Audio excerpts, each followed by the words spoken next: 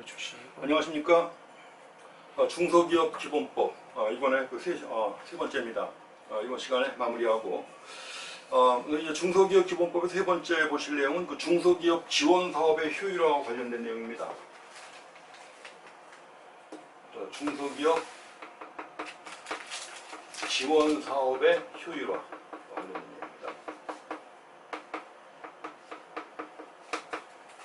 아무튼 이제 중소기업을 지원하기 위한 사업들, 실책이라든가 계획은 봤는데, 그러면 이걸 지원하는 사업의 효율화를 위한 거죠. 지원 사업의 효율화를 위해서 어떻게 할 것인가 하는 거 나와 있습니다. 그래서 법제 20조의 3회에 나온 내용인데, 이거는 그 지원 사업의 효율화와 관련해 가지고 많이 나오진 않았습니다. 꽤 오래전에 한 문제 나오고 최근에는 안 나왔는데, 그래도 이건 한번 과거에 한 2번 나왔던 내용이니까 좀 보시기 바랍니다. 자, 이것도 중소벤처기업부 장관이 하는 거죠. 자, 중소벤처기업부 장관은 통합관리 시스템을 통하여 관리하는 중소기업 지원 사업에 대한 현황 조사, 분석 및 평가, 효율화를 위하여 현황 조사와 분석 및 평가 그리고 효율화를 위하여 다음의 사항을 추진해야 한다. 그리고 중소기업 지원 사업의 효율화를 위해서 중소벤처기업부 장관이 추진해야 하는 사항입니다. 첫 번째는 그 중소기업 지원 사업의 범위, 분류, 분석 및 평가 기준을 마련해야 되겠죠. 그래서 지원 사업의 범위, 분류, 분석 및 평가 기준의 마련. 다음에 두 번째 나온 게 뭐죠?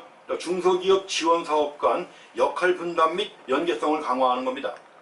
이 지원 사업에도 다양한 사업이 있기 때문에 역할 분담 및 연계성을 강화할 필요가 있죠. 그 다음에 세 번째는 중소기업 지원 사업에 대한 현황 조사 및 분석 평가가 들어갑니다. 그 다음에 네 번째, 효율화에 따른 제도 개선 및 예산 반영 의견 제시입니다. 제도 개선 및 예산 반영 의견 제시. 그 다음에 중소기업 지원 사업 간 중복성을 검토해야 합니다. 중복되지 않아야 되는 거죠. 중복성 검토 및 개선 방안의 마련.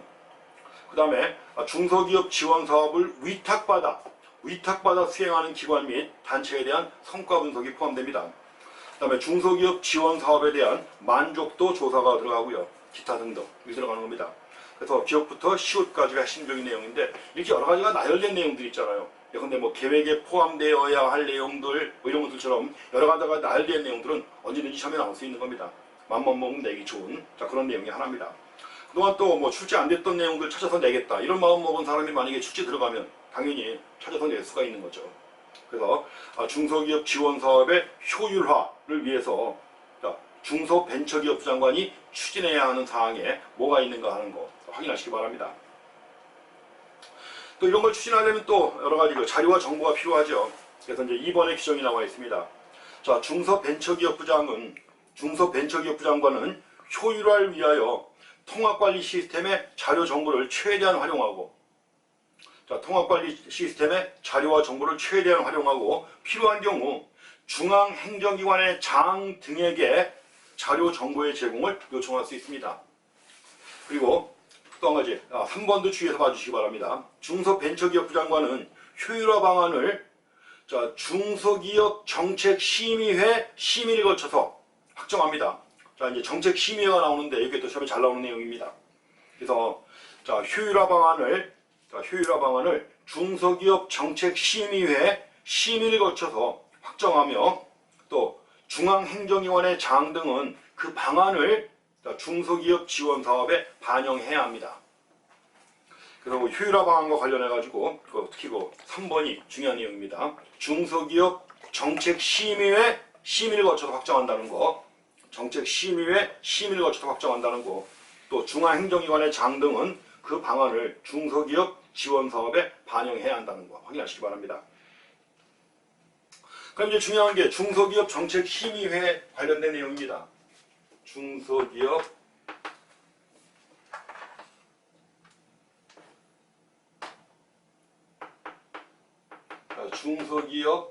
정책심의회에 관한 내용들 나와 있습니다.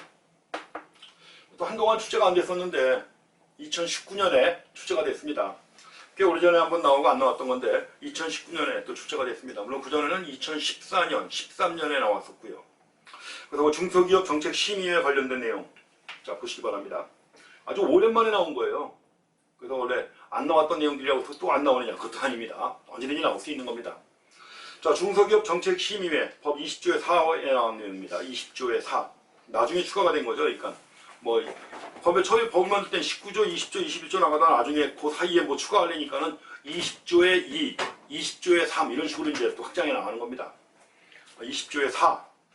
먼저 1번 중소기업 보호 육성과 관련된 주요 정책 및 계획과 그 이행에 관한 사항을 주요 정책 및 계획과 이행에 관한 사항을 심의 조정하기 위하여 중소벤처기업부에 중소기업 정책 심의회를 둔다고 되어 있습니다. 둔답니다. 꼭 둬야 되는 거예요. 둘 수 있다가 아닙니다. 둘 수 있다가 아니라 둔다. 자, 중소벤처기업부 산하에 중소기업 정책 심의회를 두는 겁니다. 원래 심의회, 위원회 이런 것들이 하는 일은 뭐예요? 주로 심의와 조정입니다. 그것도 주의하셔야 돼요. 심의, 조정. 그래서 다시 한번 얘기하면 중소기업 보호 육성과 관련된 주요 정책 및 계획 그리고 그 이행에 관한 사항을 심의 조정하기 위하여 중소벤처기업부에 중소기업 정책 심의회를 둔다. 그럼 이제 중소기업 정책 심의회가 어떤 사항을 심의 조정하느냐 하는 거죠. 어떤 사항을 심의 조정하느냐 해가지고 기억부터 지을까지 나와 있는데 요 중에 두 가지가 2019년 시험 문제 안에 포함돼서 나왔습니다. 그래서 심의 조정하는 내용에 뭐가 포함되느냐. 첫 번째는 중소기업 보호 육성을 위한 주요 정책 및 계획의 수립 등 중소기업 정책 운영 전반에 관한 사항이 심의 조정 내용에 포함됩니다. 자, 중소기업 정책 운영 전반에 관한 사항 들어가고요. 그 다음에 둘 이상의 중앙행정기관이 관련된 주요 중소기업 보호 육성 정책에 관한 사항 둘 이상의 중앙행정기관이 관련된 거예요. 이기 때문에 역시 심의회, 심의 조정을 거쳐야 되는 겁니다. 주요 중소기업 보호 육성 정책에 관한 사항 들어가고요. 그 다음에 종합계획의 수립 시행에 관한 사항. 제일 중요한 게 종합계획 아니에요. 근데 그 종합계획의 수립 시행에 관한 사항도 심의회, 심의 조정 사항에 들어갑니다. 또 당해연도 육성계획의 수립 및 전년도 육성계획의 실정 및 성과의 평가에 관한 사항도 들어갑니다. 그 다음에 신설, 또 중소기업 지원 사업의 효율화에 관한 사항, 그 다음에 신설 및 변경 사업에 대한 조정에 관한 사항도 포함되고요. 그 다음에 또 시험에 나왔던 건데 중소기업 육성과 관련된 제도 및 법령에 관한 사항도 심의회, 심의 조정 사항에 포함이 됩니다. 그 다음에 다른 법령에서 심의회, 심의 조정을 거치도록 한 사항 및 대통령령으로 정하는 사항, 그 밖에 기타 등등 해서 나온 겁니다. 이게 바로 중소기업 정책 심의회, 심의 조정 사항에 포함되는 내용입니다. 그 다음에 그 심의회 구성과 관련된 내용도 또 시험에 나왔습니다. 심의회는 위원장 1명을 포함하여 30명 이내 위원으로 구성한다 이렇게 되어 있습니다. 이게 2019년에 시험에 나왔었는데 뭐라고 나왔냐면 위원장 1명을 제외하고 30명 이내 위원 이렇게 나왔는데 이거는 대한민국 모든 법에 여러 가지 법에 위원회가 많아요. 위원회, 심의 이런 것들이 많은데 그 이론 얘기할 때는 항상 뭐예요? 위원장을 포함해가지고 몇 명 이내 이렇게 나오지 그걸 제외하고 몇 명 이런 거 없습니다. 절대 없어요. 항상 포함하여입니다. 위원장 1명을 포함하여 30명 이내 위원으로 구성한다 해가지고 이걸 틀리게 만든 겁니다. 그러니까 1명을 제외하고 30명 이내 위원 해가지고 2019년에 문제가 나왔던 겁니다. 그래서 그렇게 해서 하나 좀 봐주시고요. 위원장은 누가 되느냐? 위원장은 중소벤처기업부 장관이 위원장이 됩니다. 그 심의회 위원장은 중소벤처기업부 장관이 되는 거예요. 어떤 이제 예전에는 다른 위원회, 다른 법에도 위원회가 나오죠. 이럴 때 위원회에서 뭐 차관이 위원장이 되는 경우도 있고 그렇습니다. 근데 여기서는 중소벤처기업부 장관이 위원장이 됩니다. 그 다음에 2019년에는 또 그렇게 문제가 나온 적이 있습니다. 위원장은 위원 중에서 호선하며 이런 말이 나와요. 위원 중에서 호선하며. 그러니까 위원 30명이 모여가지고 뭐요? 위원장을 뽑는다는 얘기 있죠. 자기들끼리. 아닙니다. 아니고 위원 중에서 호선하는 것이 아니라 중소벤처기업부 장관이 위원장이 됩니다. 그리고 심의회에 상정되는 안건의 협의를 효율적으로 지원하기 위하여 실무조정회의를 둡니다. 실무조정회의를 두는 것이고요. 그리고 실무조정회의는 소관사항을 전문적으로 검토하기 위하여 분과별 전문위원회를 둘 수 있답니다. 자, 주의하셔야 됩니다. 뭐냐면, 자, 중소기업 정책심의회를 둔답니다. 중소기업 정책심의회를 둔다. 그리고 그 심의회에 상정되는 안건의 협의를 효율적으로 지원하기 위하여 실무조정회의를 둔답니다. 실무조정회의도 꼭 둬야 되는 거예요. 심의회 안에. 심의회 안에 실무조정회의를 둔다. 근데 실무조정회의는 소관사항을 전문적으로 검토하기 위하여 분과별 전문위원회를 둘 수 있답니다. 이거는. 분과별 전문위원회는 뭐다? 둘 수 있다. 주의하셔야 돼요. 둔다, 둘 수 있다. 그거 확인하시기 바랍니다. 자, 다음에 그 협의 및 조정에 관한 내용이 나옵니다. 자, 중앙행정기관의 장과 지방자치단체의 장은 중소기업 지원사항을 신설하거나 변경할 때, 중소기업 지원사항을 신설하거나 변경할 경우, 자, 신설 또는 변경의 타당성, 기존 제도와의 중복성 여부, 자, 수혜자 선정 등 전달 체계에 미치는 영향과 운영 방안 등에 대하여 대통령령으로 정하는 바에 따라 중소벤처기업부 장관과 협의해야 합니다. 누가? 중앙행정기관의 장, 그리고 지방자치단체 장이 이런 거 할 때 누구와 협의해야 한다? 중소벤처기업부 장관과 협의해야 하는 겁니다. 자, 확인하시고요. 그리고 1항에 따른 협의가 이루어지지 아니할 경우 심의회가 이를 조정한다고 되어 있습니다. 심의회가 이를 조정한다. 자, 이렇게 해서 협의 및 조정에 관한 내용도 한번 체크해 주시고요.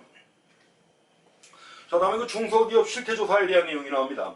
자, 중소기업이 어느 정도나 있는지, 자, 실태조사에 관한 내용 나오는데,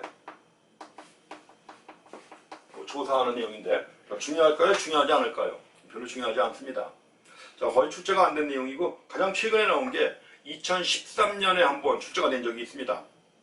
그래서 이제 실태조사에 어떤 내용들이 포함되어야 할 것인가 하는 것들 해가지고 이제 내용이 나와 있는데, 그래도 중요한 내용 간단하게 하나 좀 보겠습니다. 2013년에 나온 내용입니다. 1번, 정부는 중소기업의 활동 현황, 자금, 인력 및 경영 등 실태를 파악하기 위하여 매년 하는 겁니다. 매년 정기적으로. 실태조사는 매년 정기적으로 하는 거예요. 중소기업의 활동 현황, 자금, 인력 및 경영 등 실태를 파악하기 위하여 매년 정기적으로 실태조사를 실시하고, 조사했으면 당연히 결과는 공표해야 되는 거죠. 그 결과를 공표하여야 한다. 자, 이 경우 정부는 해당 실태조사와 유사하거나 관련 있는 사안에 필요한 경우에는 다음 각 호의 실태조사를 통합하여 실시할 수 있답니다. 그래서 통합하여 실시할 수 있는 내용 해가지고 나와 있습니다. 그래서 거기 5가지가 나와 있죠. 5가지가 나와 있는데 세부적으로 보게 되면 그 대통령령에 나와 있는 내용이 또 꽤 있어요. 그렇기 때문에 다 해서 10몇 가지가 나와 있습니다. 그럼 이제 통합하여 실시할 수 있는 사안이 뭐가 있느냐? 자, 첫 번째는 중소기업 인력 지원에 따른 중소기업 인력 실태조사, 또 여성기업 지원에 따른 실태조사도 통합해서 할 수 있습니다. 그 다음에 장애인 기업활동 촉진에 따른 실태조사, 다 우리가 공부하는 중소기업 관련 법령 10가지 안에 다 포함되는 내용들 아니에요. 그러니까 이런 것들이기 때문에 관련되는 내용들이기 때문에 다 해서 뭐예요? 통합하여 실시할 수 있는 조사 내용입니다.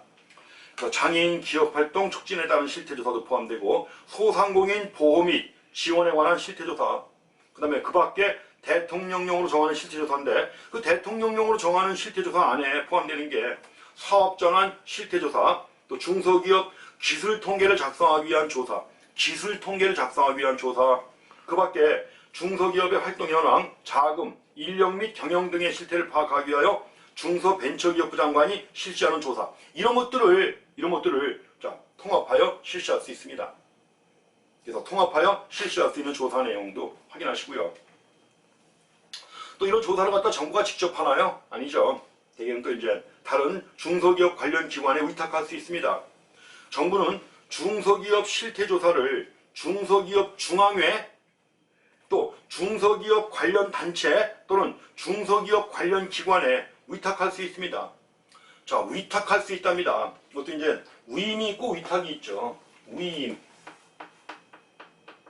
또 또 위탁이 있는데 이것도 틀리게 많이 해놓습니다. 여기서 예컨대 위탁할 수 있다가 아니라 위임할 수 있다 나오면 틀리는 거죠. 자, 위탁은 업무나 사무 이런 것들이 있죠. 이런 걸 위탁하는 거예요. 위임하는 겁니다. 틀렸습니다. 바뀌었습니다. 자, 위임은 권한을 위임하는 거예요. 권한. 예컨대 장관의 권한인데 이거 갖다가 다른 기관에 넘기는 겁니다. 맡기는 거죠. 맡길 때 이걸 위임이라고 하는 겁니다. 위임은 권한을 갖다 위임하는 거예요. 반면에 위탁이라고 할 때는 업무라든가 사무 이런 것들 갖다 위탁하는 겁니다. 이거 구분하시면 되겠죠. 그래서 업무나 사무는 위탁하는 것이고, 반면에 권한을 넘겨줄 때, 뭐 인허가 권한이라든가 이런 걸 갖다가 넘겨줄 때는 위임이라고 하는 거예요. 이것도 구분하셔야 됩니다. 이거는 실태조사니까 업무 아니에요. 그렇죠? 업무고, 업무니까는 위탁하는 겁니다. 그래서 실태조사를 중소기업 중앙회, 중소기업 관련단체 또는 중소기업 관련 기관에 위탁할 수 있습니다. 뭐 3번은 앞에도 많이 나왔던 얘기죠. 자, 실태조사를 위해서 필요한 때, 자, 자료의 제출이나 의견의 진술 등 협조를 요청할 수 있고, 협조를 요청하는 경우에 그 뒤에 무슨 말? 특별한 사유가 없는 한 이에 따라야 한다. 또는 특별한 사유가 없는 한 협조하여야 한다는 말, 을에 나오는 말이죠. 그래서 예전에 뭐 다른 시험에서는 또 그렇게 나온 적도 있습니다. 특별한 사유의 유무에 관계없이, 뭐 이렇게 특별한 사유의 유무에 관계없이 따라야 한다. 이렇게 나오면 틀리는 말이죠. 그래서 이제 다른 법 관련된 시험에서는 또 그렇게 나와가지고 틀린 걸 찾아라 이런 게 나온 적도 있습니다. 그래서 특별한 사유가 없는 한 이에 따라야 한다는 거, 을에 나오는 말입니다. 요청하는 경우에는 항상 따라야 한답니다. 그 다음에 중소기업 실태조사에 포함되어야 할 내용입니다. 4번에 나와 있죠. 중소기업 실태조사에는 다음의 사항이 포함되어야 한다. 그래서 여기 4가지가 나와 있습니다. 자, 첫 번째는 중소기업의 지역별, 업종별, 규모별, 지역별, 업종별, 규모별 경영 일반에 관한 사항, 실태조사에 들어가야 합니다. 또 이은에 중소기업의 공장 보유 여부, 자재 구매, 설비 투자, 재무 구조에 관한 사항 들어갑니다. 그 다음에 중소기업의 제품 판매, 수탁 거래 및 위탁 거래, 그 다음에 고용 및 정보화에 관한 사항 들어가고요. 기타 이제 중소기업의 실태를 파악하기 위하여 필요한 사항이 포함됩니다. 자, 그래서 여기 핵심적인 내용은 3가지 들어가 있습니다. 3가지인데 이거 시험 문제 낼 때는 어떻게 내느냐? 이것만 가지고 낸다고 할 때는 그걸 또 잘라요. 뭐 지역별, 업종별, 규모별 3가지가 나와 있잖아요. 다 잘라가지고 중소기업의 지역별 경영 일반에 관한 사항, 중소기업의 업종별 경영 일반에 관한 사항 이런 식으로 잘라갖고 오지선다로 5개를 만들려니까 그렇게 내는 경우도 있습니다. 그래서 실태조사에 포함되어야 할 내용도 그렇게 해서 봐주시고요. 그 다음에 이제 여기 5번 정부는 중소기업 실태조사를 통합하여 실시하는 때에는 매년 중소기업 실태조사 통합 실시계획을 수립합니다. 중소기업 실태조사 통합 실시계획을 수립하여 이에 따라 실태조사를 해야 한다는 거. 그래서 실태조사와 관련해가지고 흔히 나오지는 않습니다만 그래도 그런 내용들 좀 보시고요. 예시문제 한번 2013년에 나왔던 내용 나와 있습니다. 2013년에 나왔던 내용 해가지고 중소기업 실태조사에 관한 설명으로 옳지 않은 게 뭐냐 이렇게 나와 있죠. 1번 정부는 해당 실태조사와 관련 있는 사안에 필요한 경우에는 여성기업 지원에 관한 법률에 따라 따른 실태조사 통합해서 할 수 있어요? 없어요? 할 수 있죠. 여성기업 지원에 관한 실태조사하고 통합해서 할 수 있습니다. 자, 이번에 정부로부터 실태조사를 위한 협조를 요청받은 중소기업자는 협조를 요청받았어요. 요청받은 경우에는 특별한 사유가 없는 한 따라야 한다고 그랬죠. 특별한 사유가 없는 한 이에 따라야 한다. 자, 3번은 정부는 중소기업 실태조사를 직접 실시해야 하고 그 결과를 공표해야 한다. 자, 실태조사를 갖다 직접 실시해야 돼요? 아니죠. 뭐 중소기업 중앙회 등에 위탁할 수 있다고 했잖아요. 그렇죠? 중소기업 중앙회 등에 위탁하여 실시할 수 있다고 되어 있습니다. 그래서 직접 실시하여야 하며 그 말 틀린 겁니다. 틀린 것이고 중소기업 중앙회, 중소기업 관련 단체 및 관련 기관에 위탁할 수 있습니다. 그 다음에 4번 정부가 실태조사를 통합하여 실시하는 때에는 중소기업 실태조사 통합 실시 계획을 수립하여 이에 따라 실태조사를 하여야 한다. 중요한 건 또 5번입니다. 정부의 중소기업 실태조사는 매년 정기적으로 행해져야 합니다. 매년 정기적으로 행해져야 한다는 거 맞죠? 이렇게 해갖고 내용 정리해 보시기 바랍니다. 자, 다음에 보실 내용은 아주 중요한 내용입니다. 중소기업 옴부즈만에 관한 규정이 나옵니다.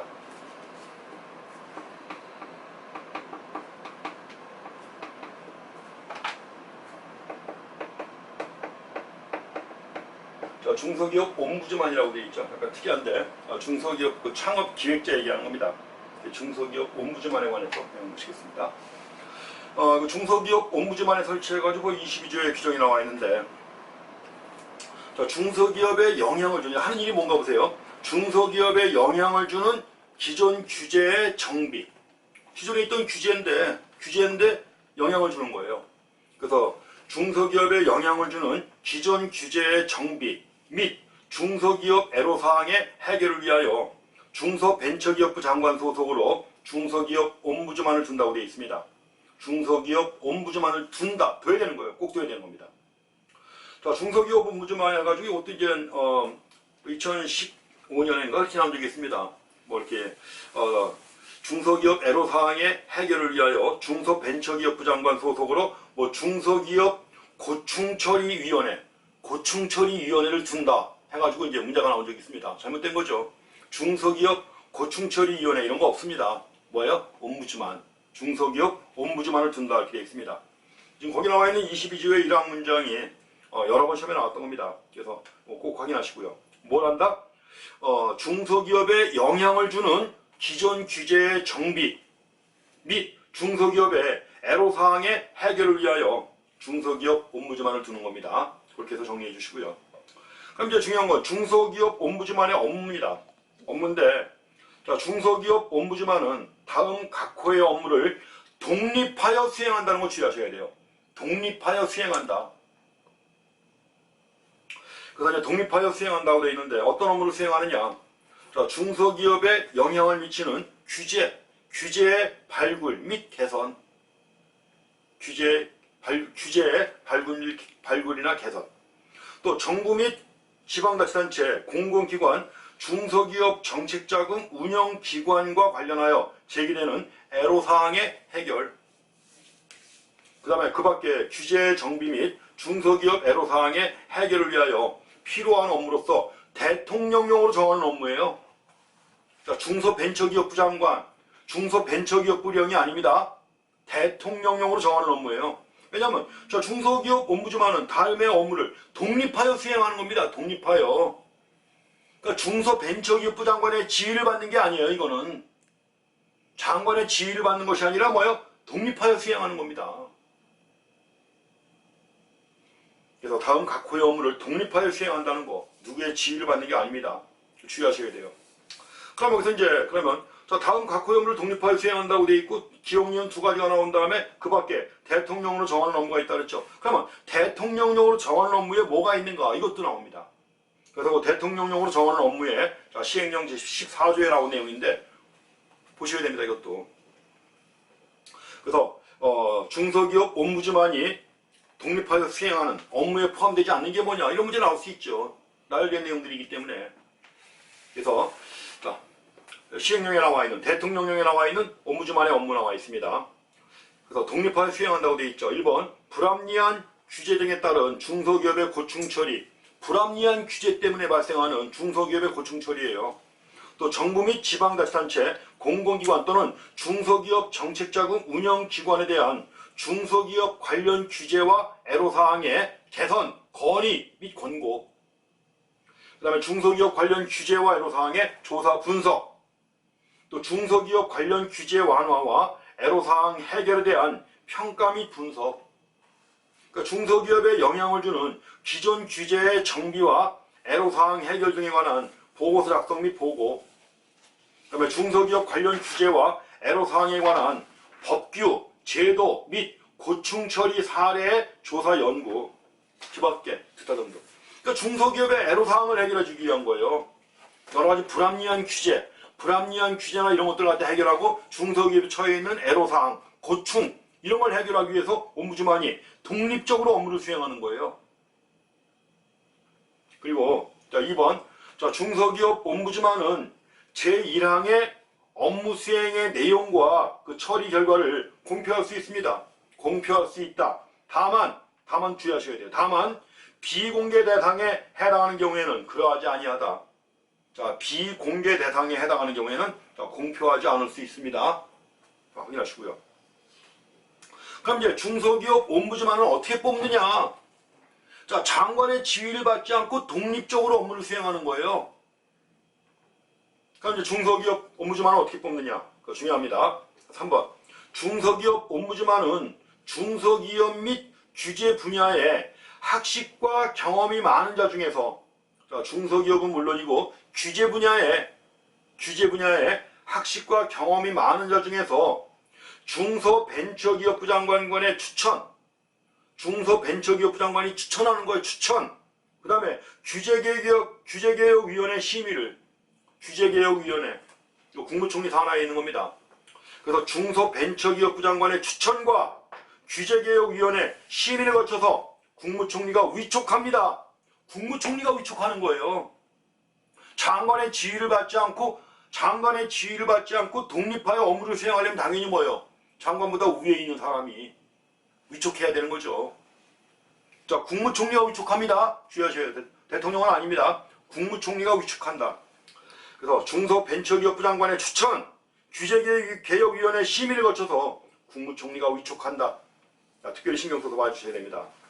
그 다음에 4번도 중요합니다. 4번도 거의 매번 시험에 나오고 매년. 자, 중소기업 옴부즈만은 업무에 관한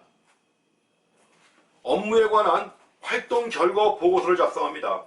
업무에 관한 활동 결과 보고서를 작성하여 매년 1월 말까지 자, 규제개혁위원회와 국무회의 및 국회에 보고해야 합니다. 쓰이죠? 세 군데예요. 세 군데. 중소기업 옴부즈만은 업무에 관한 활동 결과 보고서를 작성해서 매년 1월 말까지 어디? 규제개혁위원회, 국무회의 및 국회까지 보고해야 되는 거예요. 국회까지. 얼마나 중요한 역할을 하는 거예요, 이게. 그래서 3번, 4번 특히 신경 써서 봐주시기 바랍니다. 그래서 3번, 4번 특히 중요한 거 제일 많이 나온 거예요. 그 다음에 5번도 몇 번 나온 겁니다. 자, 중소기업 옴부즈만은 업무 처리 결과에 따라 필요한 경우 업무기관의 장에게 관련 사항의 개선을 권고할 수 있습니다. 권고할 수 있답니다. 이것도. 권고할 수 있다. 자, 권고 말고도 비슷한 게 많아요. 권고, 보고, 권장, 통지 여러 가지가 있습니다. 권고하는 거예요. 그래서 업무 처리 결과에 따라 필요한 경우 업무기관의 장에게 관련 사항의 개선을 권고할 수 있다. 권고할 수 있다. 그 다음에 6번 중소기업 옴부즈만은 개선을 권고했는데 그러면 이행을 했느냐 안 했느냐 하는 실태를 갖다가 점검해요. 그래서 옴부즈만은 개선 권고에 대한 이행 실태를 점검하고 그 권고를 받은 업무기관이 정당한 사유 없이 권고를 이행하지 아니하는 경우 그 내용 등을 공표할 수 있습니다. 널리 신문에도 보도하고 알리는 거예요. 그래서 그 내용 등을 공표할 수 있다는 거 주의하시기 바랍니다. 정당한 사유 없이 권고를 이행하지 아니하는 경우 그 내용 등을 공표할 수 있다. 그 다음에 8번 중소기업 옴부즈만의 업무 처리와 활동을 지원하기 위하여 중소벤처기업부에 사무기구를 둡니다. 그만큼 옴부즈만이 독립적으로 업무를 수행하는 거 아니에요? 독립하여 업무를 수행하는 거죠. 그렇기 때문에 별도의 사무기구를 중소벤처기업부에 둔답니다. 둔다. 그것도 확인하시고요. 그럼 옴부즈만의 임기 및 자격 등에 관한 내용이 시행령에 나와 있는데 이건 시행령에 나와 있지만 시험에 나올 수 있는 겁니다. 나올 수 있고 나왔었고요. 그래서 중소기업 옴부즈만의 임기는 3년입니다. 3년으로 하되 한 번만 연임할 수 있어요. 한 번만 연임할 수 있다는 거 주의하셔야 됩니다. 그래서 3년으로 하되 한 번만 연임할 수 있다. 그 다음에 이번에 중소기업 옴부즈만은 다음에 어느 하나에 해당하는 경우를 제외하고는 그 의사에 반하여 해촉되지 아니한다. 자, 이 네 가지 같은 경우에는 뭐예요? 네 가지 같은 경우에는 해촉할 수 있어요. 해촉할 수 있지만 네 가지 경우가 아닌 경우에는 뭐예요? 그 의사에 반하여 해촉되지 아니한다. 해촉되지 아니한다. 그럼 중소기업 옴부즈만을 해촉할 수 있는 경우 네 가지가 뭐냐? 자, 기업 직무수행과 관련하여 금품이나 향응을 받은 사실이 확인된 경우 이럴 때 해촉할 수 있습니다. 직무수행과 관련하여 금품이나 향응을 받은 사실이 확인된 경우. 근데 직무수행과 관련해서입니다. 직무수행과 관련하여 금품이나 향응을 받은 사실이 확인된 경우, 금고 이상의 형의 선고를 받은 경우, 그 다음에 장기간의 심신세약으로 직무를 수행할 수 없게 된 경우, 또 고의로 업무 수행을 게을리하거나 기피하는 경우 등 그 밖에 직무를 수행하기 어려운 중대한 사유가 발생한 경우, 이런 경우에 해촉할 수 있어요. 그렇지만 그 네 가지 경우 이외에는 의사에 반하여 해촉되지 아니합니다. 중요한 역할을 하는 거예요, 아주. 그 다음에 3번, 자, 중소기업 옴부즈만은 국회의원 또는 지방의회 의원의 직을 겸할 수 없습니다.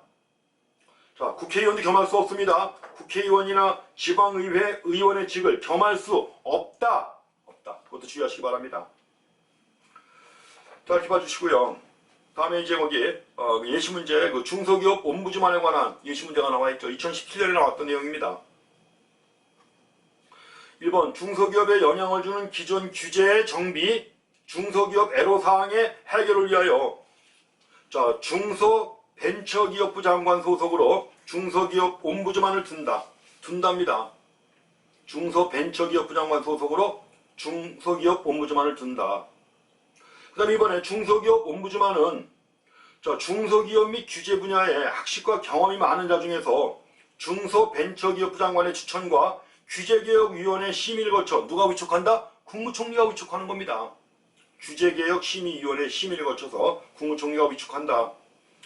그 다음에 3번, 자, 중소기업 옴부즈만은 적극적인 규제 개선을 위한 직무 집행으로 인하여 발생한 위법 행위 등을 이유로 담당 공무원 등을 징계하는 경우 해당 징계권자에게 그 징계의 감경 또는 면제를 건의할 수 있습니다. 이것도 맞는데 이건 시행령에 나온 내용입니다. 중요한 내용은 아닙니다. 그 다음에 4번, 중소기업 옴부즈만은 업무에 관한 활동 결과 보고서를 작성하여 매년 1월 말까지 세 군데죠. 어디? 규제개혁위원회, 또 국무총리, 그리고 국회에 보고해야 합니다. 규제개혁위원회, 국무회의, 그 다음에 국회에 보고해야 합니다. 그 다음에 5번에, 자, 중소기업 옴부즈만은 업무 처리 결과에 따라 필요한 경우 업무기관의 장에게 관련 사항의 개선 및 시정을 명하여야 한다? 여기 있어요? 없죠? 뭐예요? 권고할 수 있는 겁니다. 관련 사항의 개선을 권고할 수 있죠. 권고할 수 있다. 명하여야 한다. 명할 수 있는 권한은 없습니다. 명령을 내릴 수 있는 권한은 없어요. 권고할 수 있습니다. 그래서 5번이 잘못된 거죠. 눈에 보이죠, 벌써.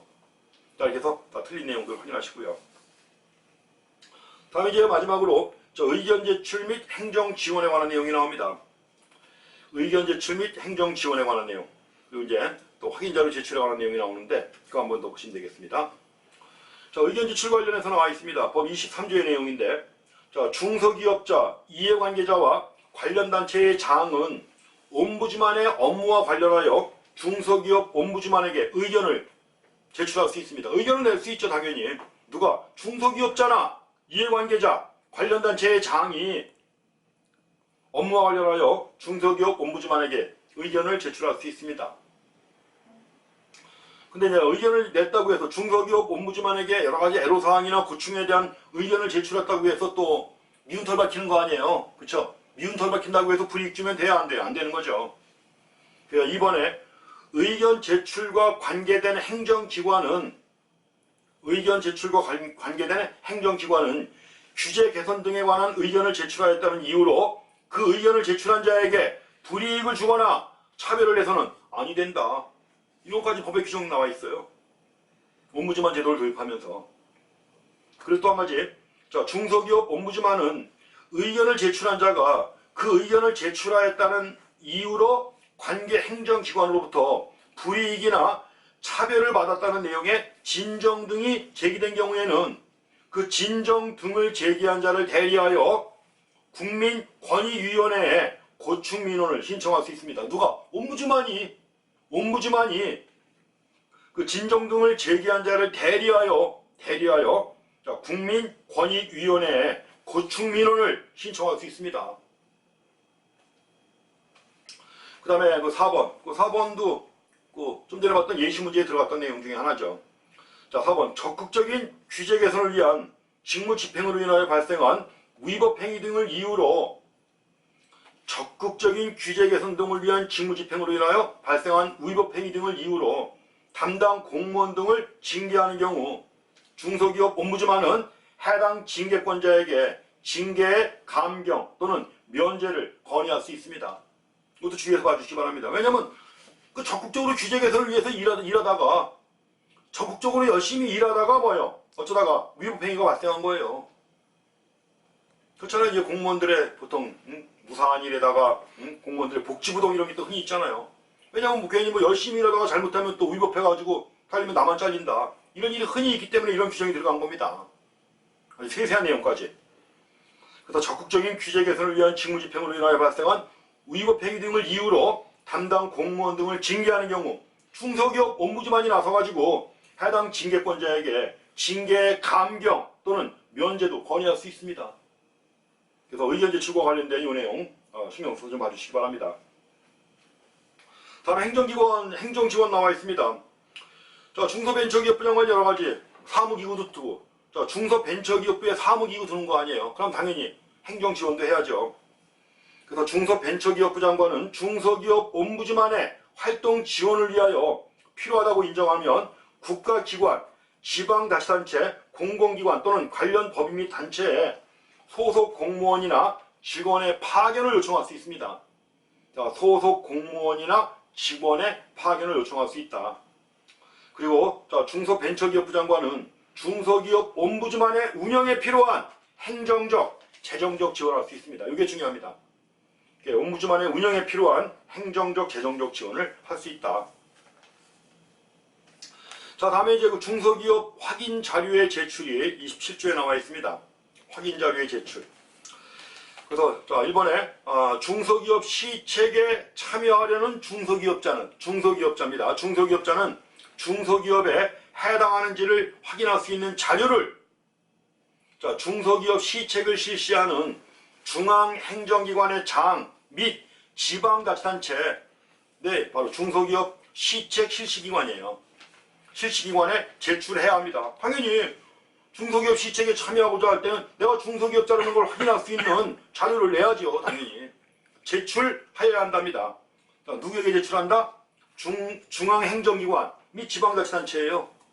그래서 중소기업 시책 실시기관 해가지고 중소기업 시책 실시기관인데 중앙행정기관 및 지방자치단체에 제출해야 합니다.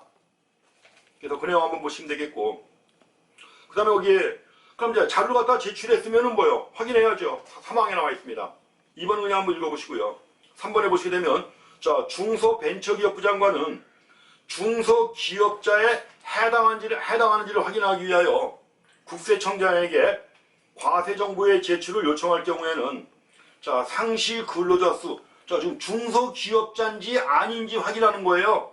확인하기 위해서 알아야 될 게 뭐예요? 상시 근로자 수, 매출액, 납입 자본금 및 자본잉여금, 자기자본 해가지고 이건 자산총액에서 부채총액을 뺀 게 바로 자기자본이죠. 자기자본, 자산총액, 주주현황 및 다른 법인에 대한 출자 현황 등의 사항을 명시하여 문서로 해야 합니다. 이것도 2016년에 시험에 나와 있어요. 그래서 이제 거기에 포함되는 사항이 아닌 게 뭐냐 해가지고 나와 있는데, 자, 중소기업자인지 아닌지 확인하기 위해서 필요한 사항들이 쭉 나와 있잖아요. 상시 근로자 수에서부터. 근데 이게 아닌 게 뭐냐 이렇게 나왔어요. 그 답은 뭐냐? 법인 설립 등기일. 법인 설립 등기한 날짜하고 중소기업자인지 아닌지 확인할 수 있나요? 없나요? 당연히 말이 안 되죠. 연결이 안 되는 거죠. 우리가 중소기업이라고 할 때는 뭐였어요? 총 매출액. 과거에는 근로자 수 같은 거 없어졌잖아요. 이런 것들은 해당되지만 법인 설립 등기일이 뭔 상관이에요? 그것이 문제가 나온 겁니다. 그래서 자, 이런 내용들을 명시하여 문서로 해야 한다는 거 확인하시기 바랍니다. 그래서 중소기업자인지 아닌지 확인해야 되는 거니까 그 자료 제출이라고 하는 규정이 27조에 나와 있습니다. 마지막으로 이제 과태료가 하나 나왔는데, 과태료에 대한 내용도 2016년에 한번 나온 적이 있습니다. 그래서 과태료 해가지고 하나가 나왔습니다. 중소기업자가 아닌 자로서 중소기업자에 해당하는지를 확인할 수 있는 자료를 거짓으로 제출했어요. 거짓으로 제출하여 중소기업 시책에 참여한 자에게는 500만 원 이하의 과태료를 부과한다는 거. 이거 한번 나왔었던 겁니다. 또 여기까지가 이제 보칙에 나와 있는 맨 마지막 내용이죠. 자, 그래서 중소기업 기본법에 대한 내용들 정리해봤습니다. 그래서 이 법을 중심으로 해가지고 이제 뒤에 나오는 중소기업 다른 관련 법령들도 이 법에 기초해가지고 관련이 있고 내용이 나오는 거니까 기본법의 내용을 가장 기본적으로 확인하셔야 됩니다. 자, 수고했습니다.